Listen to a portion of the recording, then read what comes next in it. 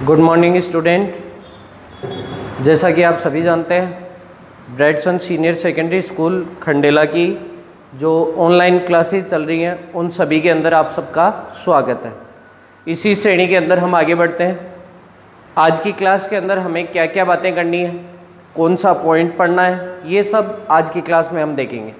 देखिएगा, जैसा कि आप सभी जानते हैं, लास्ट क्लास के अंदर हमने स्टार्ट किया था कूलाम का नियम। लास्ट क्लास में हमने स्टार्ट किया था कूलाम का नियम। मैं एक बार वो नियम रिपीट करता हूँ, पूरा वापस से आपको एक बार समझा रहा हूँ, क्योंकि आगे का जो पॉइंट पढ़ेंगे वो उसी से रिलेट होगा। देखिएगा, आप लोगों ने पढ़ा, लास्ट क्लास के अंदर हम लोगों ने पढ़ा था कूलाम का नियम। कूलाम का नियम, देखिए इस कूलाम के नियम के अंदर सबसे पहला बिंदु हमने पढ़ा था कूलाम के नियम का अनुप्रयोग, या डेली लाइफ में इसका उपयोग कहाँ होगा, ये बात हमने पढ़ी थी। तो सबसे पहली बात ये थी कि इसका उपयोग है कि हमें किसकी गणना करनी हो, विद्युत बल का मान ज्ञात करना हो। विद्युत बल का मान ज्ञात करने के लिए हम कौन से नियम का प्रयोग करते हैं, कूलाम के नियम का। ठीक है। फिर दूसरी बात, ये तो इसका उपयोग हो गया। सेकेंड थिंग, दूसरी बात कि ये नियम कहता क्या है। तो इस नियम का जो स्टेटमेंट है, कथन है, उसको हमने बनाया था निर्वात की स्थिति में।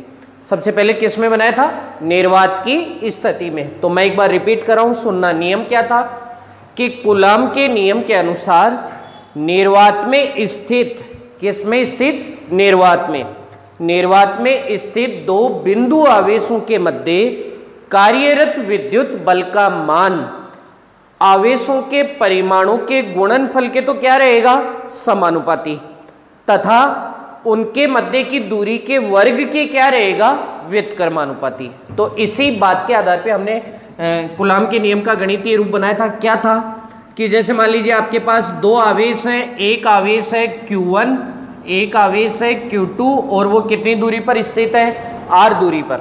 ठीक है, निर्वात में स्थित है। तो विद्युत बल को हमने माना किससे, F0।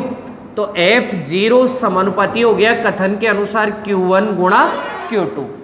फिर दूसरी बात, F0 व्युत्क्रमानुपाती हो गया। व्युत्क्रमानुपाती होने का मतलब 1 में आ जाएगा। किसके व्युत्क्रमानुपाती हो गया, आवेशों के मध्य की दूरी के वर्ग के। तो दूरी कितनी है, R, वर्ग क्या होगा, R², इसके व्युत्क्रमानुपाती। तो यहां लिख दिया 1/R²। एक साथ लिखा हमने इस बात को, तो क्या बना, एक साथ लिखा तो हो गया F0 समानुपाती Q1 Q2/R²।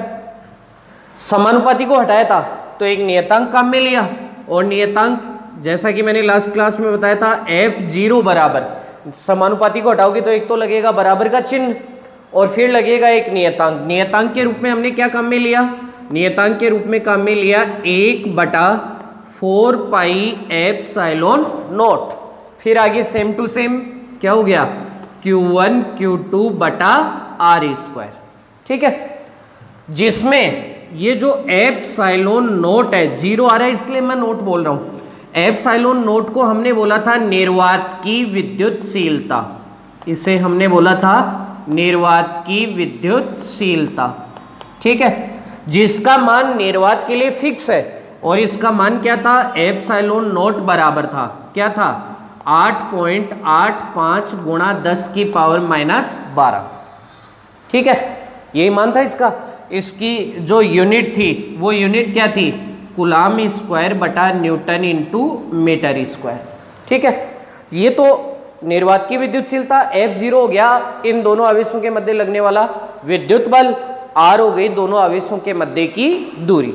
ठीक है, फिर हम ये देख रहे थे, आगे हमने पढ़ा था कि एक गणित की संख्या है, 4 भी है, पाई का मान भी नियत है, और ε0 भी नियत है। इसका मतलब इन सब का मान रखकर यहां पर रख के इसको सोल्व करेंगे तो ये 1/4 ε0 है, इसका भी एक फिक्स मान प्राप्त होगा। और इसी को हमने लिखा था 1/4 पाई ε0 की जगह हमने मान लिया था क्या, के, जो कि क्या था, एक नया नियतांक। जो क्या था, एक नया नियतांक, यानी या तो लिखो 1/4πε0 या इसी को लिख दो आप क्या के। अब हम देख रहे हैं कि 1/4πε0 नियत है, फिक्स है, तो के का मान भी नियत रहेगा। इसलिए हमने इन सब का मान रखकर गुणा बाकी भाग जो भी करना पड़ा वो हमने किया, तो हमें के का मान प्राप्त हुआ। और के का मान क्या था? 9 × 10⁹ और मात्रक इसका उल्टा हो गया, क्या हो गया? न्यूटन इंटू मीटर स्क्वायर और बटा में हो गया कूलाम स्क्वायर। ठीक है, तो या तो कूलाम के नियम का गणितीय रूप आप ये काम में ले सकते हैं, क्या? F0 बराबर 1/4πε0 Q1 Q2 बटा R², या फिर इसकी जगह हटाकर क्या रख दोगे? के। तो नया रूप क्या बन जाएगा? नया रूप हो गया F0 बराबर के और आगे क्या बचा हुआ है? Q1 Q2 बटा R²। ठीक है, लेकिन ये केवल और केवल किसकी बात हो रही है? निर्वात की। ये अभी बात किसकी है? निर्वात की। ठीक है, यहां तक हमने लास्ट क्लास के अंदर पढ़ा था कूलाम के नियम को। ठीक है, अब आगे चलते हैं। देखो आगे क्या पढ़ना है। जैसा कि आप सब लोग 11th क्लास में पढ़ चुके हैं, क्या पढ़ा है आप लोगों ने? कि कोई भी जो भौतिक राशियां हैं वो मुख्यतः 2 प्रकार की हैं। वैसे तो 3 होती है, लेकिन दिशा के आधार पर मुख्यतः कितने प्रकार की है? 2 प्रकार की। नंबर 1 सदिश, नंबर 2 अदिश। अदिश का मतलब क्या था? ऐसी भौतिक राशियां जिन्हें प्रदर्शित करने के लिए केवल परिमाण की आवश्यकता पड़ती हो और जो अदिश नियमों का पालन करती हो, वो भौतिक राशियां क्या कहलाती है? अदिश भौतिक राशियां।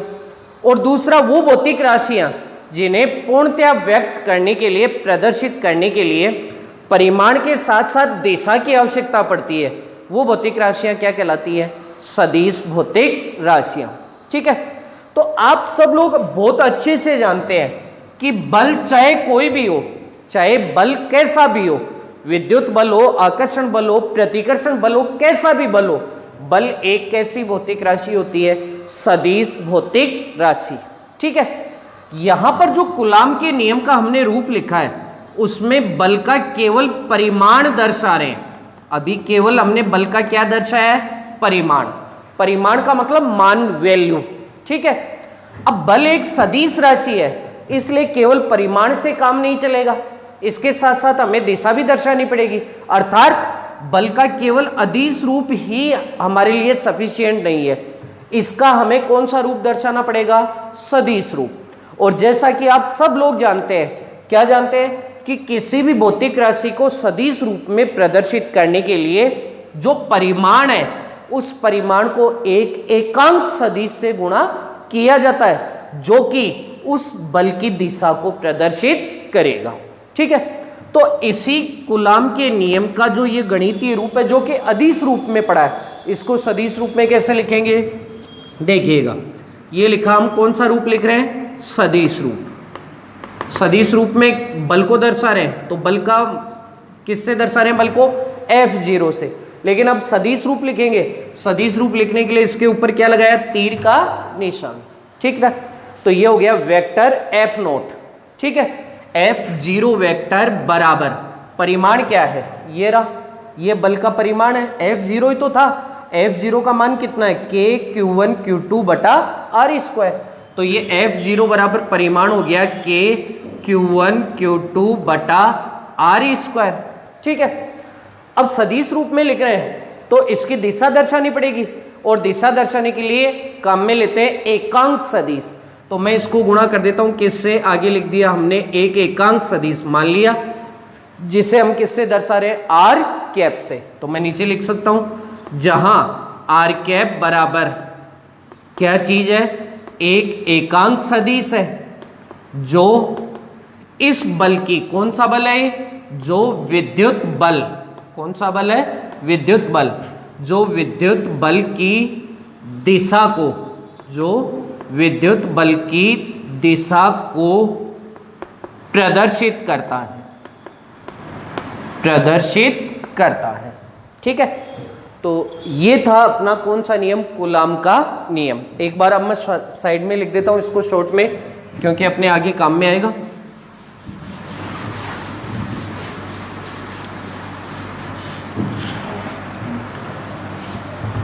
देखिएगा इधर पॉइंट टू पॉइंट, बात कर रहे हैं कौन से नियम की?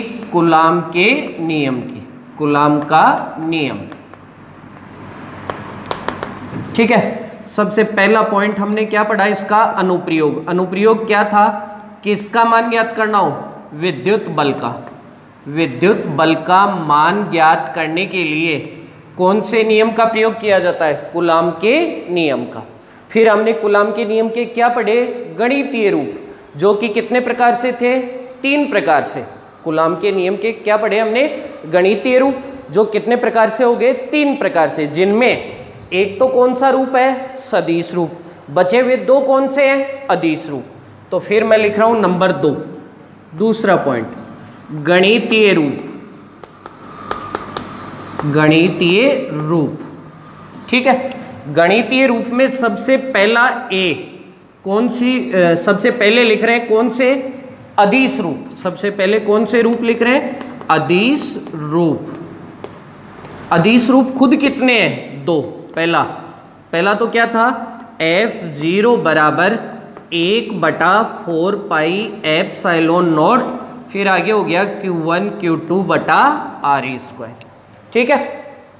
फिर दूसरा गणितीय रूप, वो भी कौन सा था? अदिश। उसके लिए हमने क्या किया था?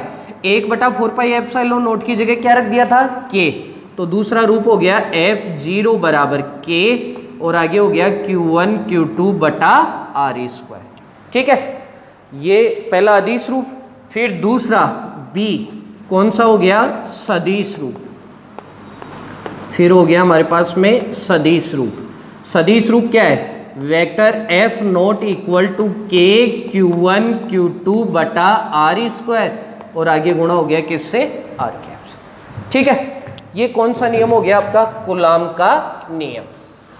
अब देखिए, कूलाम का नियम तो हमने पढ़ लिया, लेकिन इसकी क्या क्या विशेष बातें हैं वो हमें पढ़नी जरूरी है, क्योंकि उसी के आधार पर हमें ये पता चलेगा कि ये नियम कब बदल सकता है, कौन सी राशि कब चेंज होगी, कब घटेगा बल का मान, कब बढ़ेगा।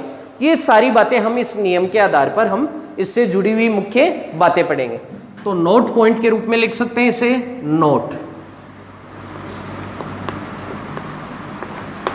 पहला, नंबर 1, देखिए पहला बिंदु क्या है? कूलाम के नियम का जुड़ा हुआ, कूलाम के नियम से जुड़ा हुआ पहला बिंदु क्या है? हम कह रहे हैं कि कूलाम का नियम क्यों काम में ले रहे हैं? विद्युत बल का मान ज्ञात करने के लिए। ठीक है, और विद्युत बल है वो आकर्षण का भी हो सकता है और प्रतिकर्षण का भी हो सकता है। विद्युत बल है वो आकर्षण प्रकृति का भी हो सकता है, और दूसरा प्रतिकर्षण प्रकृति का भी हो सकता है। ठीक है, तो अपना पहला नोट पॉइंट क्या होगा? देखना इधर सब लोग गौर से समझना। जैसे मान लीजिए कि ये आपके पास 2 आवेश है। ठीक है, पहला आवेश है Q1, दूसरा आवेश है Q2। मेरी बात को गौर से समझना, ये जो मैं समझा रहा हूं उसी के आधार पर ये बिंदु निकल कर आएंगे। पहला ये जो पॉइंट पढ़ रहे हैं उसमें हमने 2 आवेश माने जो एक दूसरे से कितनी दूरी पर है? R दूरी पर रखे गए हैं। ठीक है, और मानकर चल रहे हैं कि इनके मध्य जो माध्यम है वो माध्यम कैसा है? निर्वात। माध्यम कैसा है? निर्वात। ठीक है, अब देखो आवेश या तो होंगे धनावेश या होंगे ऋणावेश। तो मैं अभी पहली स्थिति में मान रहा हूं कि पहला आवेश है वो है पॉजिटिव, और दूसरा आवेश भी कैसा है? पॉजिटिव। ठीक है, ये पहले बिंदु की पहली स्थिति। फिर इसी प्रकार इधर मैं दूसरी स्थिति मान लेता हूं, ये पहला आवेश, ये दूसरा आवेश, ये हो गया Q1, ये हो गया Q2, दोनों एक दूसरे से कितनी दूरी पर है? R दूरी पर। दोनों के मध्य माध्यम कैसा है? निर्वात। ठीक है, अब की बार मैं ये मान रहा हूं कि पहला आवेश है वो धनावेश है, और दूसरा आवेश मान रहा हूं कैसा है? ऋणावेश। ठीक है, अब चलो देखना, हम लोगों ने आवेशों के गुण धर्मों में पढ़ा है। क्या पढ़ा है? कि समान आवेश एक दूसरे को प्रतिकर्षित करते हैं और विपरीत आवेश एक दूसरे को आकर्षित करते हैं। तो यहां पर दोनों आवेश कैसे हैं? धनावेश, समान प्रकृति के, और इधर कैसे हैं? विपरीत प्रकृति के। तो इसका मतलब इनके मध्य तो क्या लगेगा? प्रतिकर्षण बल, और इनके मध्य क्या लगेगा? आकर्षण बल। प्रतिकर्षण बल लगेगा तो ये पहला आवेश दूसरे आवेश को बाहर की ओर दिखाएगा, सही है। दूसरा आवेश पहले को इधर बाहर की ओर दिखाएगा, धक्का मारेगा, विपरीत दिशा में लग रहा है, ठीक है। यानी बल लग रहा है इस प्रकार से आगे पीछे बढ़ा दिया। पहला दूसरे को बाहर की ओर धकेल रहा है, दूसरा पहले को भी बाहर की ओर धकेल रहा है, ठीक है। इसी प्रकार यहां पर विपरीत प्रकृति है, तो पहला आवेश दूसरे को अपनी ओर खींचेगा, ये लो अपनी ओर खींच रहा है जी, ये दिशा होगी, ठीक है। और दूसरा आवेश पहले को अपनी ओर खींचेगा, तो ये इधर खींचेगा, ठीक है, सही है। यहां तो कौन सा बल लग रहा है? प्रतिकर्षण। यहां कौन सा बल लग रहा है? आकर्षण, ठीक है। अब देखो इसमें कॉमन बात क्या मिली, पहला जो कॉमन बात होगी वही पहला पॉइंट होगा अपना। क्या होगा? आप क्या देख रहे हैं कि दोनों आवेश जब समान प्रकृति के हैं तो कौन सा बल कार्य कर रहा है? प्रतिकर्षण। जब दोनों आवेश विपरीत प्रकृति के हैं तो कौन सा बल लग रहा है? आकर्षण बल। सही है बात अपनी। लेकिन आप डायग्राम में ये देख रहे हैं कि जब प्रतिकर्षण बल लग रहा है, विद्युत बल है, वो चाहे प्रतिकर्षण बल के रूप में हो चाहे आकर्षण बल के रूप में हो, ये दोनों बल चाहे प्रतिकर्षण हो चाहे आकर्षण बल हो, ये दोनों बल इन दोनों आवेशों को मिलाने वाली, ये देखो ये पहला आवेश ये दूसरा आवेश, ये दोनों आवेशों को मिलाने वाली रेखा के अनुदिश कार्य कर रहा है। यहां जो बल है प्रतिकर्षण बल है, वो दोनों आवेशों को मिलाने वाली रेखा के अनुदिश कार्य कर रहा है। अनुदिश का मतलब है दोनों आवेशों को मिलाने वाली रेखा के ऊपर कार्य कर रहा है, चाहे वो बाहर की ओर करे चाहे अंदर की ओर करे। लेकिन यदि उस रेखा के ऊपर काम करेगा तो इसका मतलब उसे बोलेंगे अनुदिश, ठीक है। इसी प्रकार दूसरी कंडीशन में देखो, यहां जब आवेश विपरीत प्रकृति के हैं तो कौन सा बल कार्य कर रहा है? आकर्षण बल। लेकिन आप चित्र में ये देख रहे हैं कि ये वाला आकर्षण बल भी दोनों आवेशों को मिलाने वाली रेखा के अनुदिश कार्य कर रहा है। इधर अंदर की ओर लग रहा है, इधर बाहर की ओर लग रहा है, ठीक है। बस अंतर यही है। लेकिन दोनों कंडीशन में जो विद्युत बल है वो इन दोनों आवेशों को मिलाने वाली रेखा के अनुदिश कार्य करता है, ठीक है। तो पहला बिंदु क्या हुआ अपना कि विद्युत बल आवेशों को मिलाने वाली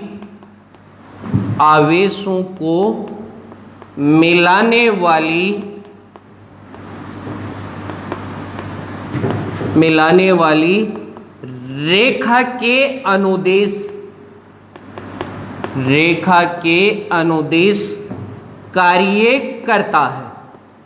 रेखा के अनुदिश कार्य करता है।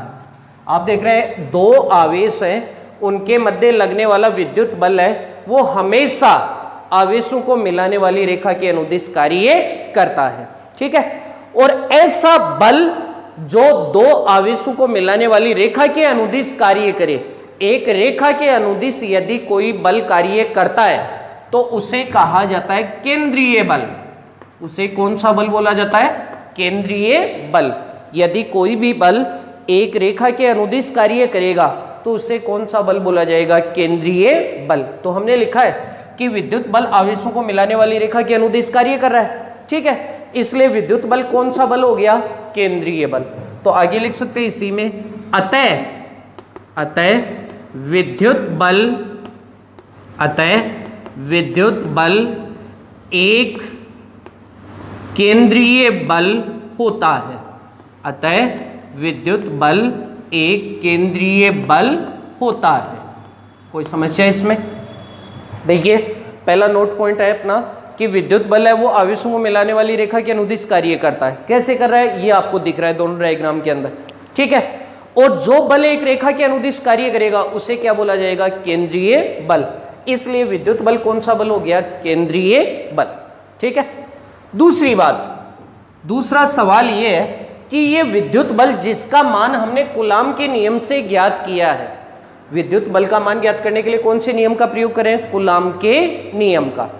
तो अगला सवाल ये उठा कि ये विद्युत बल है वो निर्भर किस पर कर रहा है? कब बदलेगा, कब बढ़ेगा, कब घटेगा, ये निर्भर किस पर करता है? तो इसका जवाब देखिए, आप यहां से देख रहे हैं, जैसे मान लीजिए ये वाला रूप ले लेता हूं मैं, आप ये देख रहे हैं कि इसमें यदि ये आवेशों के मध्य की दो आवेश हैं अपने पास फिक्स, एक Q1 और एक Q2, तो Q1 Q2 का मान तो हम नहीं बदल रहे हैं, ठीक है। इसके अलावा किस पर निर्भर करेगा?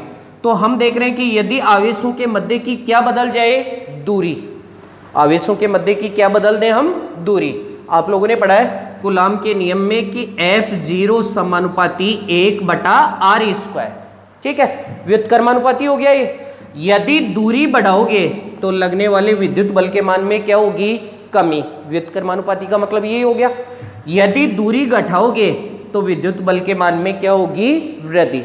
तो एक तो किस पर निर्भर कर रहा है? आवेशों के मध्य की दूरी पर, ठीक है। दूसरी बात, ये किस पर निर्भर करता है? सबसे इंपॉर्टेंट चीज आप देखेंगे कि ये जो विद्युतशीलता है, जिसको हमने किससे दर्शाया? विद्युतशीलता को अभी तक हमने दर्शाया एप्सिलॉन नॉट से, ठीक है। ये एप्सिलॉन नॉट है, उसे बोला जाता है निर्वात की विद्युतशीलता। इसे क्या बोलते हैं? निर्वात की विद्युतशीलता। ये निर्वात की विद्युतशीलता माध्यम बदलने के साथ बदल जाएगी। यानी कहने का मतलब कि अगर आवेशों के मध्य माध्यम निर्वात है, यदि आवेशों के मध्य माध्यम कैसा है? निर्वात है, तो हम क्या काम में लेंगे? Epsilon not.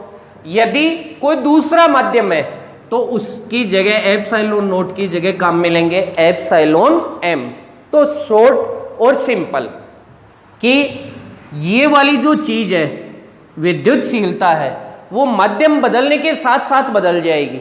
इसलिए अगर ये बदल जाएगी तो F0 भी बदल जाएगा। तो हम क्या कह सकते हैं कि विद्युत बल है वो कितनी राशियों पर निर्भर कर रहा है? दो। एक तो आवेशों के मध्य की दूरी पर, दूसरा विद्युतशीलता। विद्युतशीलता ना बोलकर हम बोलेंगे माध्यम की प्रकृति। तो दूसरा पॉइंट हो गया कि विद्युत बल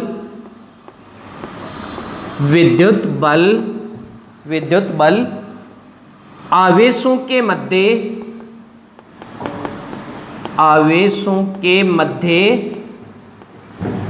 माध्यम की प्रकृति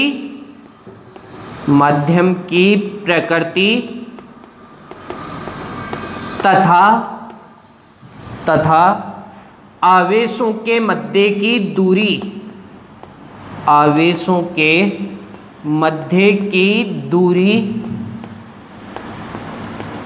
पर निर्भर करता है, ठीक है। ये दो इंपॉर्टेंट बातें हैं, आप लोग अच्छे से ध्यान में रखेंगे।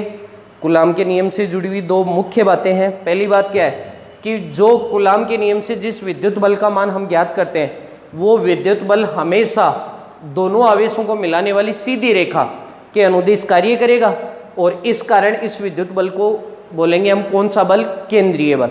दूसरी बात, विद्युत बल है वो दो चीजों पर निर्भर करता है, एक माध्यम की प्रकृति और दूसरा आवेशों के मध्य की दूरी पर निर्भर करता है, ठीक है। अब देखिएगा इसमें अब देख रहे हैं आगे हमें क्या पढ़ना है। आप लोगों के सामने एक नई बात आई जिसे हमने क्या कहा? निर्वात की विद्युतशीलता। तो डेफिनेट सी बात है, अपने दिमाग में आता है कि ये विद्युतशीलता होती क्या है। डेफिनेट सी बात है कि विद्युतशीलता होती क्या है। तो अपनी अगली क्लास में हम पढ़ेंगे कि विद्युतशीलता किसे कहते हैं, विद्युतशीलताएं कितने प्रकार की होगी, कब ये बदलेगी, किस पर निर्भर करेगी, क्या इसका विमीय सूत्र वगैरह, ये सारी बातें हम अपनी नेक्स्ट क्लास में पढ़ेंगे। Thank you.